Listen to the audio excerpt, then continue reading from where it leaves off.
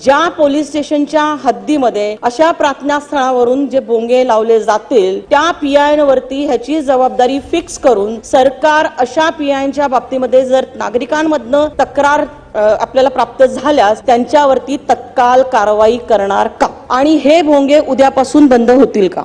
ताईंनी जी मागणी केलेली आहे त्या मागणीनुसार याचं तंतोतंत पालन होत आहे की नाही याची जबाबदारी संबंधित पीआयची असेल। पीआयने प्रत्येक प्रार्थना स्थळात जाऊन हे चेक केलं पाहिजे की भोंग्याची परवानगी घेतली आहे की नाही आणि सगळ्यांना आपण मीटर दिलेला आहे, ज्या मीटरवर डेसिबल मोजता येतं ते प्रत्येक पोलीस स्टेशनला अवेलेबल आहे। त्यामुळे अशा प्रकारे ते डेसिबल मोजून त्याच्यावर जर डेसिबल पेक्षा जास्त अशा प्रकारे आवाज येत असेल तर पहिल्या टप्प्यात एमपीसीबीला सांगणे, त्यांच्याकडनं कारवाई करणे आणि दुसऱ्या टप्प्यामध्ये त्यांच्या परवानग्यांना रिन्यू न करणे अशा प्रकारची कारवाई या संदर्भात केली जाईल आणि अतिशय कडकपणे याचं मॉनिटरिंग जे आहे ते केलं जाईल। एक अजून गोष्ट याच्यामध्ये आहे की आता एक प्रकारे या कायद्यामध्ये पोलीस हे टूथलेस आहे, कारण ही सगळी कारवाई केंद्रीय कायद्यानुसार एमपीसीबीला करायची आहे।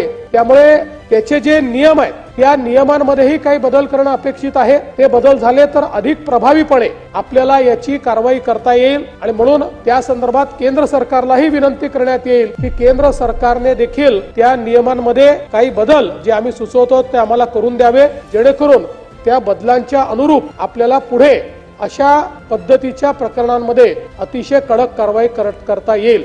त्यामुळे आता या संदर्भात याचं तंतोतंत पालन केलं पाहिजे, ही जबाबदारी संबंधित पीआयची असेल। त्यांनी ते केलं नाही तर त्यांच्यावर कारवाई होईल।